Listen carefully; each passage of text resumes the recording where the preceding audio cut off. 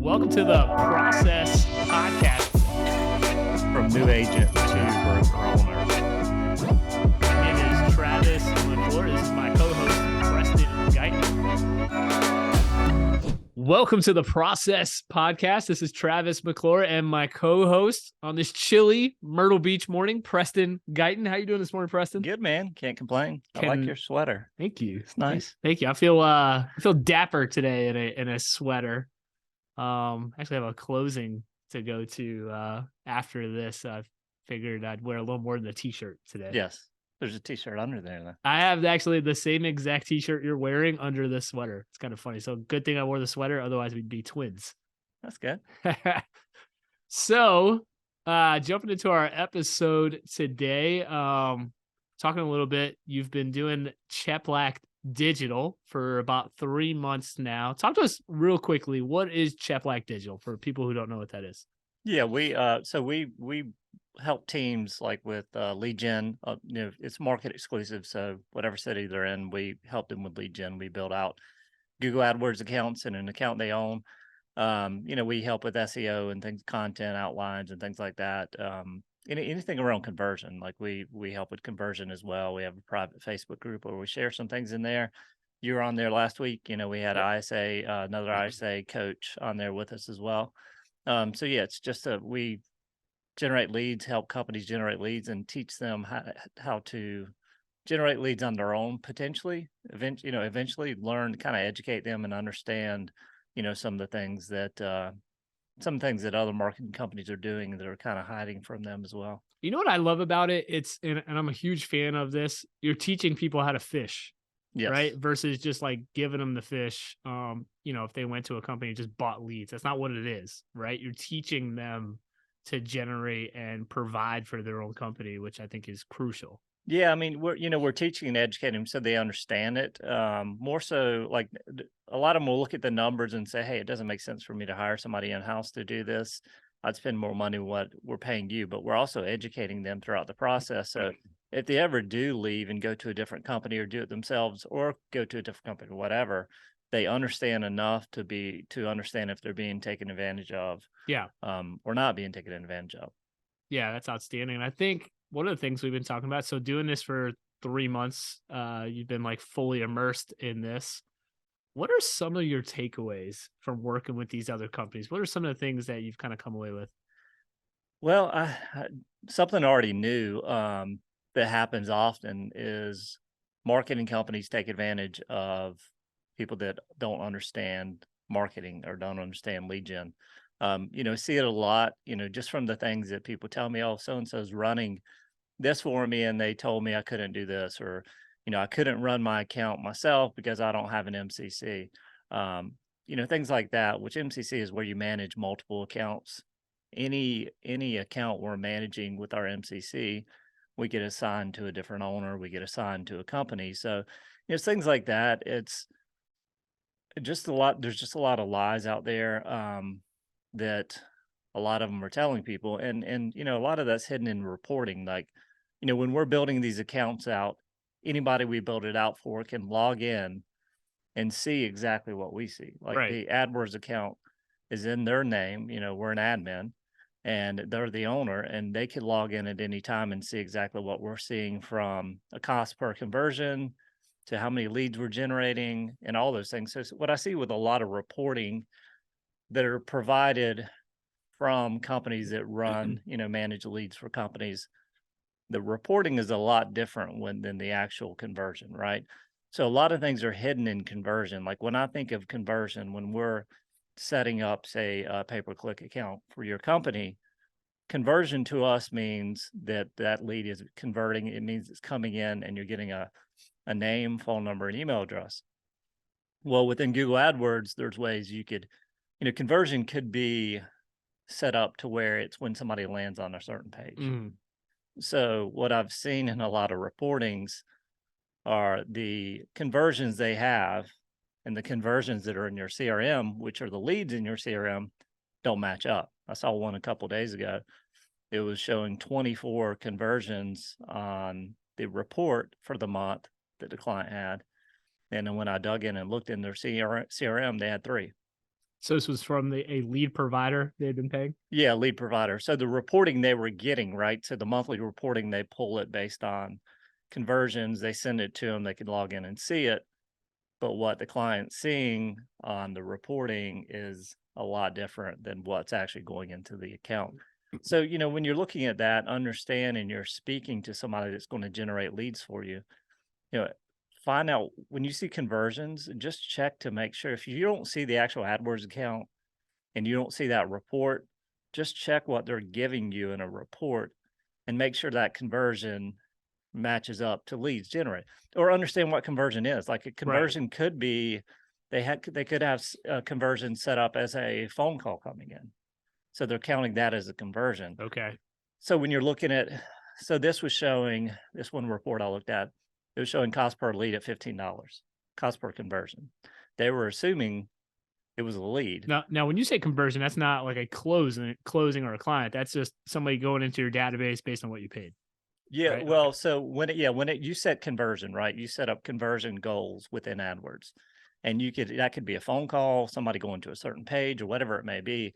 But our conversions, when we set them up, are always a lead registered. Like Mhm. they go on the Gotcha. website, they put in their name, phone number, and email address, like you see them come in.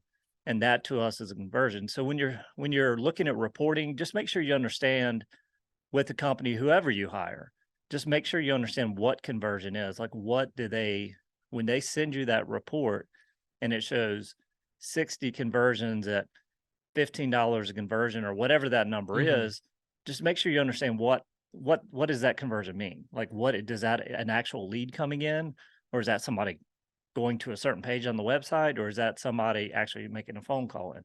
So for us, every conversion that comes in that you see in the reports that we do, which is in AdWords, like they could go in AdWords to see that our conversions are measured by actually somebody registering as you as a company, seeing a lead come in. You get a name, phone number, and email address. Right.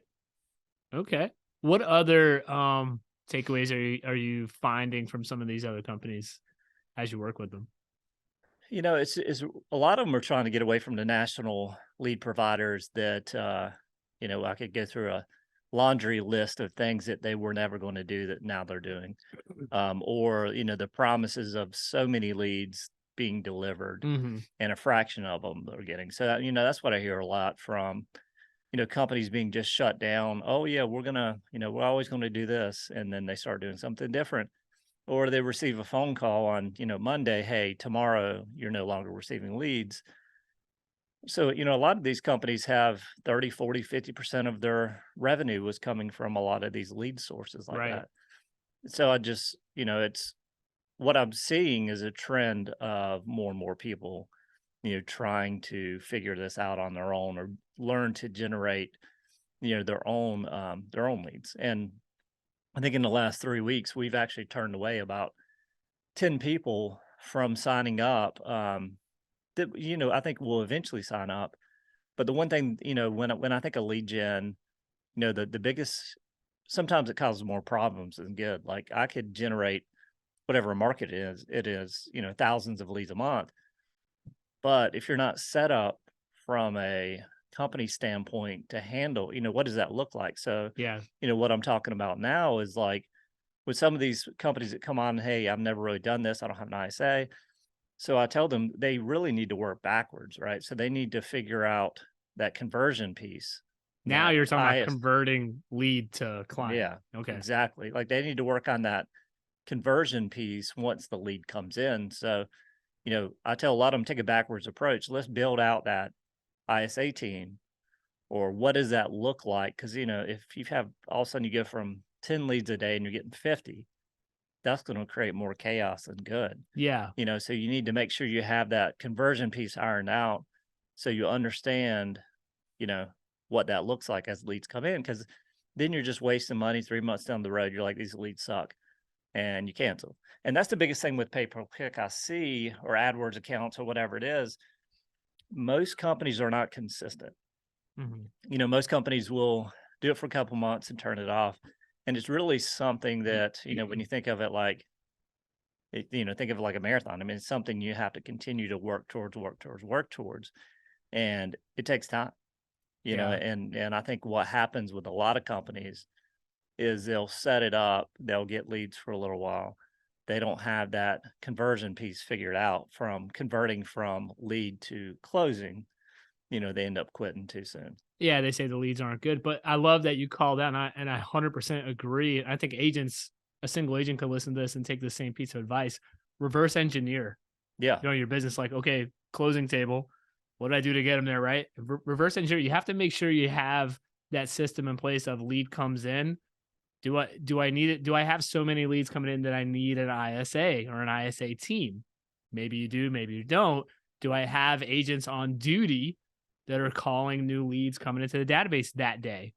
All right, what if the lead doesn't pick up? What do we do for the first 10 days that sits there? So I think what you're saying, and it's 100% true, agents get leads or companies get leads. They don't have that system in place. And they're like, well, these leads are no good. Yeah, and it's and what I see too, like some of the companies were generating 10 or 15 leads a day or whatever it is, Mm-hmm. which is a big jump from where they were. And they're Sure. like, we need 2 ISAs. I'm like, no, you don't. You don't need 2 ISAs for 10 or 15 leads a day. And I think a Yeah. lot of people just don't understand that. So that's, part of the things we're talking about with Chep Like Digital, some things we're rolling out next year, Yes. early next year, will be helping teams on conversion, Y- helping build out ISA teams and things like that. So, that's one of the big things I've noticed is a lot of companies want leads, but they don't necessarily have the processes and systems in place to handle lead gen. So a lot of them were actually, you know, come back in 2 or 3 months or whatever it is, want to help you get this, the backside, that conversion side and that system side figured out. Yeah, a couple of thoughts I run. Yes, you have to have what's that? We're gonna set up and buy leads. If I'm a company owner, it's like, okay, what 15 a day? Okay, what's our system in place? 5, 6, 7 days a week. Start with 5 days a week, even. Somebody's in place calling these leads every single day, right? Not even just the brand new leads coming in, but the leads that there has to be a follow up system that, especially that first 10 days or first 2 weeks of calling them every day till you get a response, right? And as that database grows, that's where you add to your ISA team. Would you agree with that? Yeah, for sure. I mean, I think I think, having your CRM set up and, it's not only the calling piece, it's having it set up, how do you have that CRM set up to trigger you to reach out to somebody? Mhm. Like, is it, we have behavioral triggers set up where, they do something on the website, they go into a smart list, which then creates a task based on a behavioral trigger of something they did. And that could have been somebody that was on the website 6 months ago. And all of a sudden they came back, they came back yesterday, and they clicked on the same listing 5 times. So that would actually trigger them into a smart list, which then would trigger a task, and the ISAs know to make that phone call. You know what I've really enjoyed? So in the past, we haven't really talked about it much, but in the past, I say month or so, I've kind of immersed myself into the easy home search, Chep Like Digital world. And I've been working with our ISA team to kind of learn, fix, create systems over there. And I've learned this from you in the time we've worked together is if you're a leader and you're like, okay, I don't know where to start, put yourself in the trench. Oh Like, yeah. and I've seen you do this where like for a day you'll be in here like replying to texts and making calls. That's not because you have to do that, but like that's how you learn, okay, what needs to be fixed here? What do we need to do to make this better? And it's been cool for me having that same experience where like I'll spend portions of my day prospecting with the ISAs. And then I'm like, okay, it helps me be a better leader of the ISAs to say, okay, this is what we need to do with our systems to really kind of push them to the next level. And I say all that as a leader. If you're sitting here listening to this, okay, I want to get into this lead generation game. Where do I start with the conversion piece? Like spend a day with your Oh leadership yeah. team or you just in there and create that system. Yeah, I mean, I think I think before you have ISAs, if you have some leads coming in, just do it yourself. Like, when we signed up for call action, that's what I did on Saturday and Sunday. Yeah.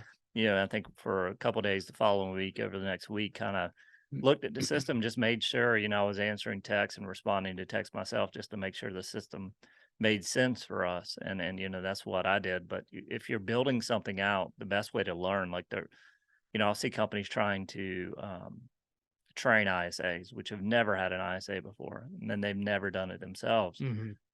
So, that's something that's important. If you're building something like this out, I would take the time to do it yourself. Yeah. Get like I would just say you have to get in the trench Yeah, you got to to do. figure it out. Yeah, you got to do some of the work yourself for And, sure. for you too, or for somebody listening to this getting, investing in lead generation or investing in, hey, I want to hire an ISA, it's a big investment, Yes. right? So you have to get in there, roll your sleeves up and figure it out and kind of hand it off to make sure it's going to flow efficiently. I couldn't agree with that 100% more. And I've learned that as a leader from watching you do it. Yeah, it makes a big difference. I mean, it's like anything else. I mean, I think full immersion, into a system, and doing it yourself makes the most sense. And it's the best way to learn, whether you're talking about learning a new language or whatever it is. I mean, if you immerse yourself into that system and do it yourself, then you'll learn a lot more. And then you'll understand, like, if an ISA is complaining and you don't understand what those struggles are because you've never done it, then and that's where you could actually relate to them. And like Travis was on a call with us last week. Other Travis, smaller Travis. Yeah, I call him my son. Yeah.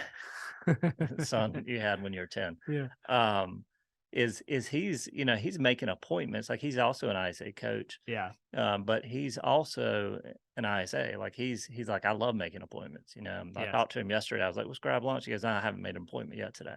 Yeah. So it's, just in seeing what he does and what he does on the coaching side as well. He's great at it because he's in it. He's doing it. He sees, and because the response we're hearing today is much different than 12 months ago. Right. You know what I mean? So you have to be, if you're not involved and in the trenches, how are you going to be able to train people on what's happening today? Then you're not even hearing those Right. complaints, or you're not hearing, and it's not only hearing them, but how do you respond? And when you're in it doing it, well, this response doesn't work as much as this other one, so let's change it up and say this. It gives you credibility as a lead. Like I find like with our ISA team, which I now manage and lead, I have a lot of credibility with them because I'm in there with them on a daily basis, looking for that Yeah. handoff that I can make, or you know what I mean? And I just enjoy prospecting, Yeah. right? I don't get the chance to do it as much as I used to when I was an agent at one point in my career. Now it gives me the chance to do it. And I'm still contributing to growing our business just in a different way, you know? Yeah, and you're able to teach the ISAs things, and with us, like, you're on there, and we have we use a messaging platform called River, Mhm. and especially when you're with the virtual ISAs, like, some people are like, what's the best setup? If you go the virtual ISA route, just know you need somebody in your office managing them, on a daily basis. Like, you don't want them to just run around wild, and you got to have the systems and processes in place. For us, the best setup is a mix, I think so. Yeah. inside somebody in the office, and then obviously the virtual as well. But those virtual can work, but you just got to make sure they're managed. Yeah, hiring ISAs is an interesting thing. Like, obviously, we've been trying to hire Yeah. an additional ISA for a couple weeks now. And one thing that's become obvious to me is, when you hire somebody who's virtual, right? It gives you the ability to hire outside of your market. You're just opened up to a huge talent pool. But the flip side of that is we all have these unique real estate markets where it is nice to have someone locally who knows your market, right? Who knows, like, here are condo hotels, or knows where certain neighborhoods are, or what the difference between, bypass 17 and business 17 is, right? It's nice to have that local boots on the ground person, but sometimes it can be really difficult to find that type of talent in the market you live in. Oh yeah, for sure. So Yeah, and when you look at it from a management standpoint, I mean, that's those are things you could answer. But yeah, if you do have somebody in the office, and not only they might not talk to the client, but say the ISA, they're in the messaging app and the messaging platform. They have a question come in, they have the client on the phone, they could quickly message you or message the local mhm, ISA and get an answer right away because you're all in there at the same time. yeah. And it's just it shows that people become that much more, they believe in your ability and knowing the market. So with that, with any time you want to keep them on the phone as long as you can. So if you could get that answer without hanging up and having to look it up, is a great thing. Yeah, that's a tool. I don't think we've talked about a lot of tech tools on this show in all our episodes, but that's not one. I don't know if we've ever mentioned it. It's River, Ryver. And we have teams of virtual assistants. We have teams of ISAs. We have a lot of different teams on there. So if you manage a lot of different, say, departments in your business, like if you have virtual assistants who work on this or that, There's a recruiting channel in there. There's our ISAs and so on and so forth. It's a great messaging platform for that. Yeah, It's a great tool. yeah, so a lot of people use Slack. I think Yeah, it's a good one. I think the downside, the river, is the app is terrible. Yeah, It's very for whatever reason, I don't know why, it's just slow. But the desktop is great. Like, yeah, it it's is. super simple. Yeah, you just keep that window open Yeah, on your keep the desktop all window day. open, and it's, it's a great tool that we've, used a lot now. I mean, we have it open every day. So it's Mhm. kind of, when you look at it from a standpoint of, okay, I don't know what they're doing. Well, they're logged in there all day. There's a green light on if they're on the Yeah. computer. So um, it's been a very helpful tool when you're looking at, say, a virtual ISAs. Yep. So what other things would you recommend to somebody right now who's listening to this and they're like, well, hey, my lead generation's kind of a mess. I don't have any of that lead conversion stuff in place. Where would you start? Like, I'm a broker owner. I know I need to fix that piece of my company or business. Where do I start? Yeah, I mean, they could set up a time with me through cheplackdigital.com. If that's the route they want to go. I mean, I'm happy there's an option to have a 15-minute discovery call. Yep. Even if it's just a conversation, and I could point them in the right direction depending on where they are and what ability they are, and financially where they are as well. That's a good place. And then, just understanding that, make sure you ask those questions. And, I hate to say not trust anybody, but just make sure you understand things like, what is a conversion? Like, this report I'm getting, what are they figuring, when they have a conversion on here, just make sure it aligns with what you consider a conversion, which, to me, a conversion with what we report is a lead signed up, and, Yep. so that, those things, just make sure when you do speak to a marketing company, just make sure you verify. I mean, it's okay to trust, but just verify what does that ads report look like? Why can't you have access to the Google ads if they're setting that up? Why can't you? Because they could set you up as a viewer, Yeah. right? And then, like with us, we build out all the AdWords accounts and accounts that the customers own. So, eventually, if they want to take it over themselves, they could take it over. All those campaigns stay within their account. They have access to them, they own it. So just understand what that is, because, if you're setting up pay-per-click with a different company, ask that question. Say, hey, can these campaigns be built in an account I own? A lot of times they won't, because they use that as a way to keep you there, Hmm. to keep you there.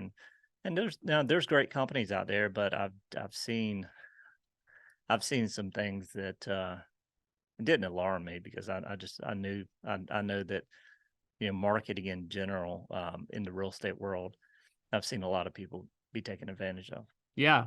Yeah. It seems like sometimes on these lead generation companies, they're trying to create like a dependency of some sort. And then you see like when the market starts to shift a little bit, and it creates some chaos in your business if you had that dependency versus if you were, you know, fully in control of that flow coming into your business, Yes. right? Based on the investment. But Preston, what else would you want to add to somebody who is thinking about taking that next step in terms of their lead generation within their business? Yeah, I mean, the one thing is, it doesn't need to be something you turn off and turn on. Turn it on January, turn it off February. You Yeah. need to look at your budgeting and just create a budget that you can consistently carry for months and months and months, because, especially with when you look at it, pay-per-click leads. Hmm. Like, we started last September. We closed between September and December, call it 16 closings roughly. And that's not a whole lot based on the amount of leads we were creating. But then this year, I think we've closed about 160 or 180, somewhere around there, Yeah. on leads generated through pay-per-click. So just understand that it's a long-term investment, and you're building a database. That database could be used for many different things, Hmm. from, home valuation leads to, even just speaking to that database often, and maybe they refer a family member or friend or whatever. So understand that database isn't just there to sell to people that are in it.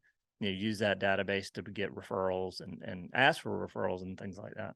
Yeah, absolutely. So you're saying if it's something you're going to start, commit to it for say a year.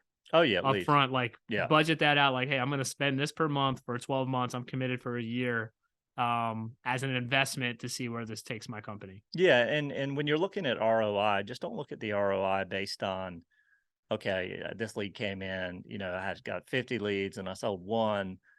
Look at all the other things that that can do for you, like with Mm, recruiting. And there's just so many different things that, if you're a company that offers lead gen and you have a healthy amount of leads coming in, that's a big question. That's probably one of the top three questions that, agents will ask is like, what does yeah, your lead gen look like? How does that come in? Do we have access to a database? Can we call a database? And it's hard to recruit agents if you don't have a database, I agree. because especially when you're like training on prospecting, right? Unless you're doing like expired leads and things like that. But unless you have a big database, I mean, how are you going to train agents and in teams and, like with us with a class, how are you going to run a class if you don't have something for them to call every day?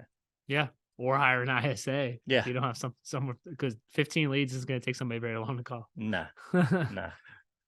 All right, guys. Well, that's all we got on marketing today. Guys, have a great rest of your day. Have a great week. And if we don't talk to you soon, have a great Christmas. Have a Merry Christmas and a Happy New Year, guys. Talk to you soon. See ya.